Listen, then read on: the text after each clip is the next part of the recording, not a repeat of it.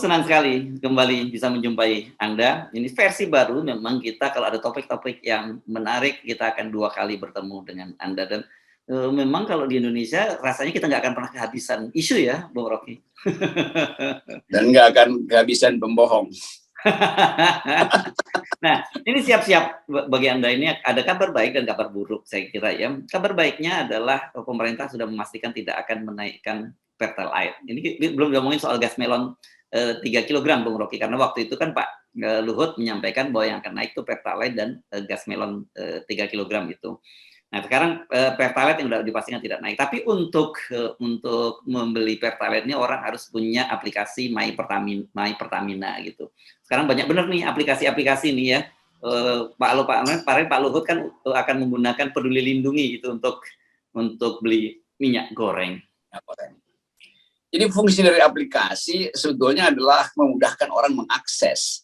Kalau ini justru menyulitkan karena orang mau beli minyak goreng atau bahan bakar mobil itu dia mesti masuk di aplikasi. Dia merasa dikontrol kan. Karena memang kalau harganya ekonomi ya nggak usah dipakai aplikasi kan. Jadi hanya karena pemerintah takut bahwa kan minyak goreng dan Pertalite itu adalah bukan bahan bakar dapur dan mobil, itu bahan bakar sosial. Kalau dinaikkan itu udah pasti demo besar-besaran di seluruh dunia begitu tuh. Jerman kemarin begitu harga bensin dinaikkan, mobil semua ditaruh di jalan dan pemerintah dalam 20 jam akhirnya turunkan lagi tuh.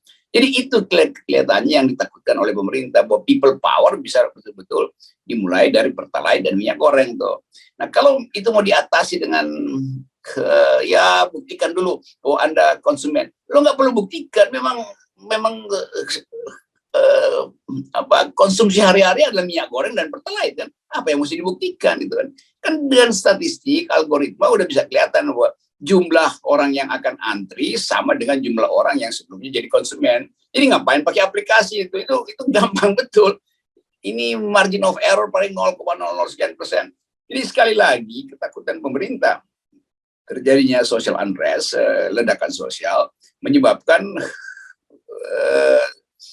penghalang itu dipasang supaya orang nggak nimbun Pertalite, supaya orang nggak nimbun minyak goreng. Tapi itu akan tersusul oleh kesulitan anggaran. Berapa 350 triliun akan digelontorkan lagi untuk subsidi. Itu ya bagus juga sebetulnya. Tapi daya tahannya berapa?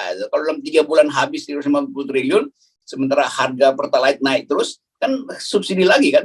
Nah itu yang akan memberatkan anggaran karena tidak ada kalkulasi. Jadi sekali lagi irasionalitas dari subsidi itu disebabkan oleh ketakutan pemerintah bahwa akan terjadi social unrest atau people power lah yang udah makin fasih diucapkan oleh emak-emak. People power. Gitu. Iya. Saya kemarin membayangkan begitu, memang mungkin Pertalite itu baru dinaikkan kalau harga minyak goreng bisa dikendalikan. Itu tadinya kalkulasinya seperti saya bayangkan. Tapi ternyata sampai sekarang ini meskipun sudah menurunkan senjata pamungkasnya, yakni Pak Luhut Panjaitan, itu harga minyak goreng ternyata juga tidak stabil. Nah, kalau ketemu nih harga minyak goreng yang tetap tinggi, kemudian harga Pertalite dinaikkan, memang pasti akan terjadi risiko yang luar biasa ya, yang Anda sebut sebagai social unrest atau people power tadi. Ya itu secara sosiologis itu pasti terjadi itu.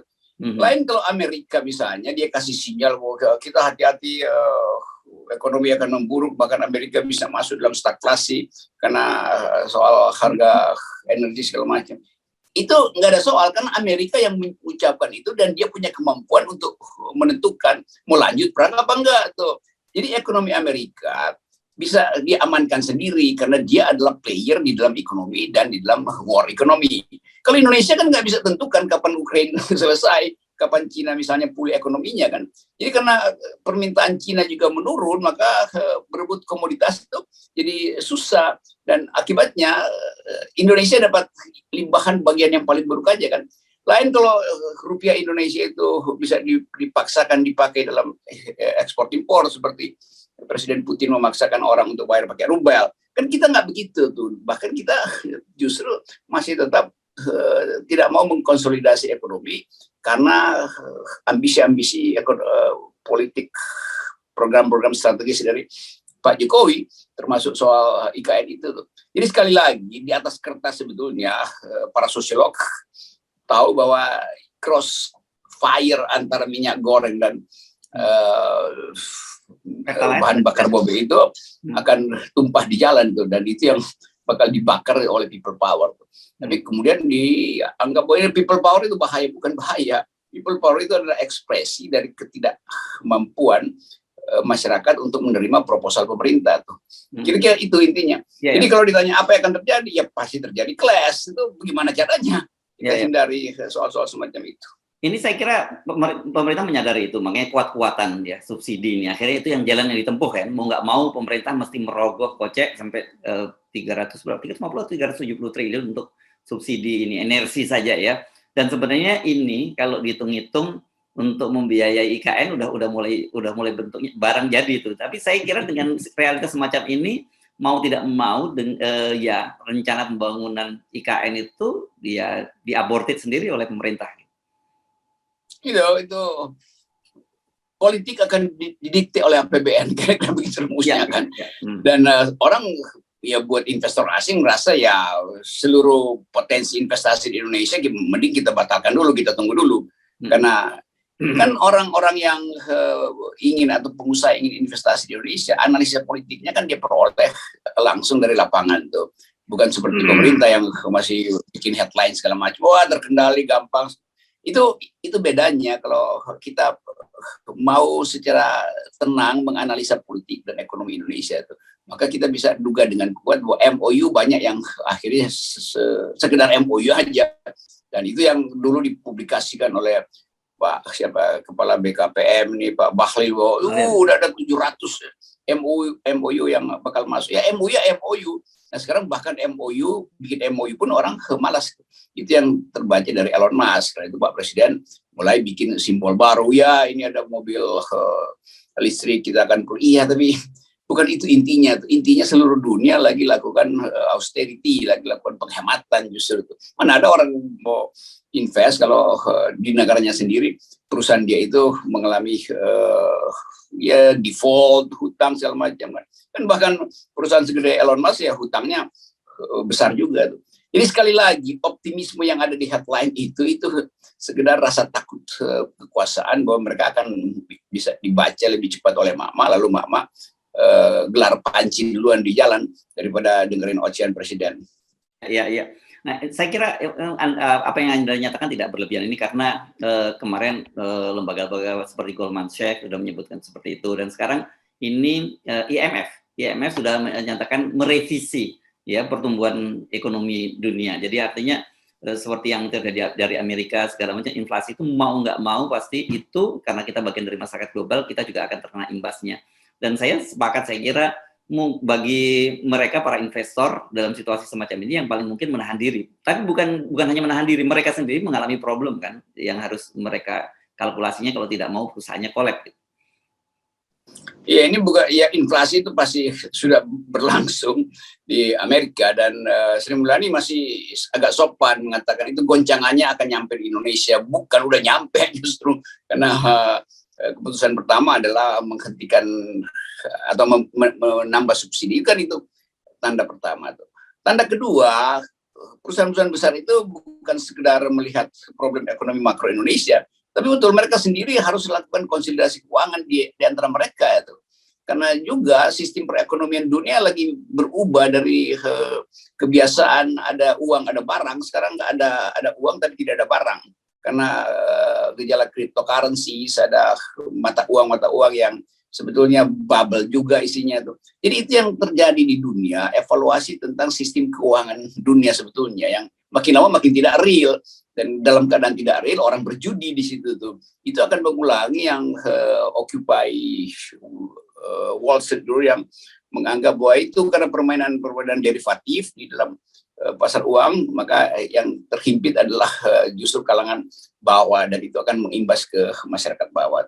Nah di Indonesia gerakan buruh juga paham itu, karena itu saya ikuti banyak konsolidasi buruh yang bersiap-siap untuk turun ke jalan karena kesulitan ekonomi. Dan itu bukan makar, itu adalah betul-betul suara dari dapur.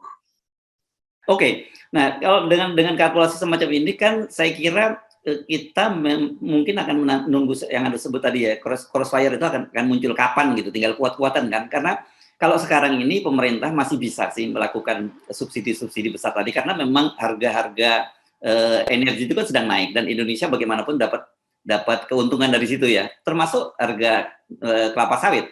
Itu kan juga CPO di dunia internasional juga sedang tinggi, dan itu berarti kan pemasukan untuk Indonesia juga sangat besar. Begitu juga dengan harga minyak, meskipun di satu sisi harga minyak naik dan memberi tekanan kepada pemerintah, tapi di satu sisi juga itu memberikan pemasukan pada pemerintah. Tapi jadi serius ini kan seperti yang dikatakan oleh Bu Sri Mulyani, PLN, Pertamina itu kan sudah mengalami defisit yang sangat tinggi. Bayangkan kalau ada, itu kan the giant fall kalau terjadi apa-apa pada Pertamina dan PLN itu.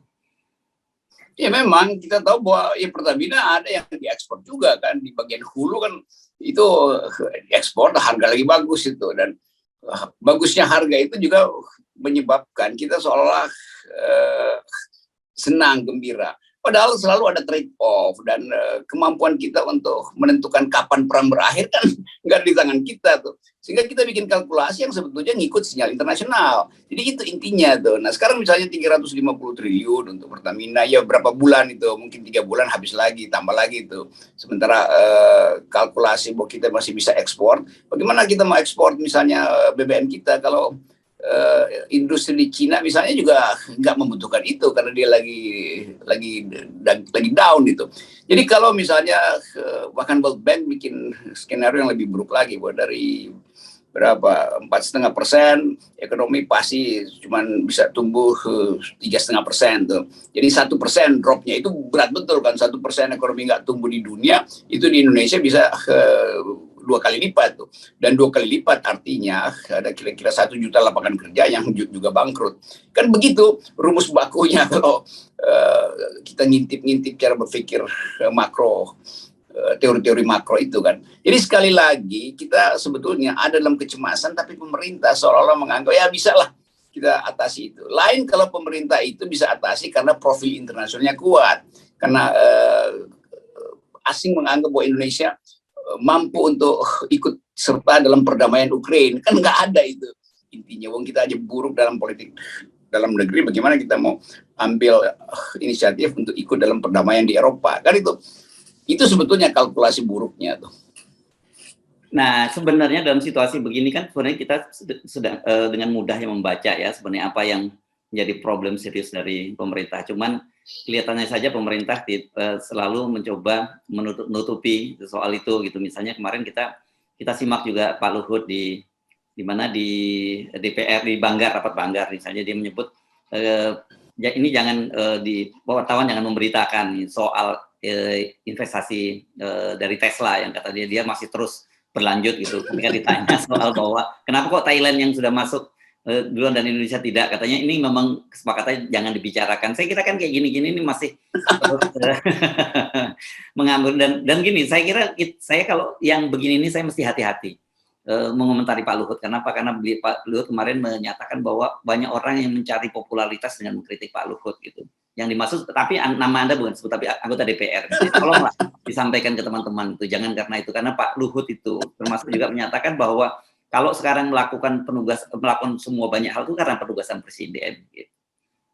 Itu kalau kita luruskan logika Pak Luhut, bukan luruskan, kita lanjutkan logika Pak Luhut. Artinya presiden hanya percaya pada Luhut itu. Dengan kata lain Pak Luhut mesti katakan iya karena yang lain udah nggak dipercaya loh. Kan mesti begitu jujurnya kan. Jadi statement Pak Luhut juga berfungsi sebagai kritik pada kabinet yang memang tidak kapabel untuk menghadapi goncangan politik dan ekonomi sekaligus. Jadi tetap Pak Luhut sebetulnya walaupun kelihatannya ngomel-ngomel, tapi dia sebetulnya menyimpan kejengkelan pada kabinetnya sendiri kan, yang nggak punya inisiatif itu.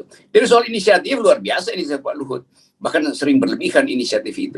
Jadi kita pastikan aja bahwa Pak Jokowi sebetulnya mau pecat semua menteri ini kecuali Pak Luhut, kan reshuffle mesti semua dong tuh. Jadi Pak Luhut jadi acuan semua pihak yang beroposisi maupun yang di kabinet selalu mengikuti sinyal Pak Luhut.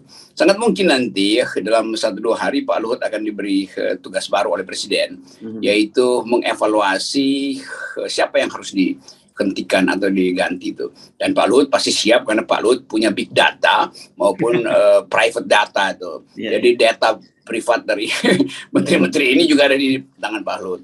Jadi mulailah cemas kabinet karena situasi tidak bisa dikendalikan lagi, dan seseorang yang akan menggantikan Presiden Jokowi juga akan berpikir ulang sebetulnya tuh, bebannya berat betul tuh, karena bagaimanapun siapapun mau dia didukung Pak Jokowi, apalagi itu dia harus pastikan bahwa Pak Jokowi aman di tangan dia, padahal ekonomi dan politik tidak mampu dia kendalikan. Jadi kita kembalikan soal ini pada wisdom dari rakyat, kecerdasan publik diperlukan untuk menuntun kita melihat kemungkinan-kemungkinan yang bisa mengarahkan bangsa ini justru masuk dalam ketidakpastian. Dan ketidakpastian itu tentu diakibatkan oleh ketidakpastian sebetulnya ketidakpastian yang ditimbulkan oleh ya incapacity yang sering kita katakan bahwa presiden seharusnya mampu untuk membaca lebih awal. Tapi kita tahu juga bahwa dilemanya presiden nggak mampu membaca lebih awal masalahnya. Kenapa? Karena masalahnya adalah dia tidak mengerti apa itu masalahnya.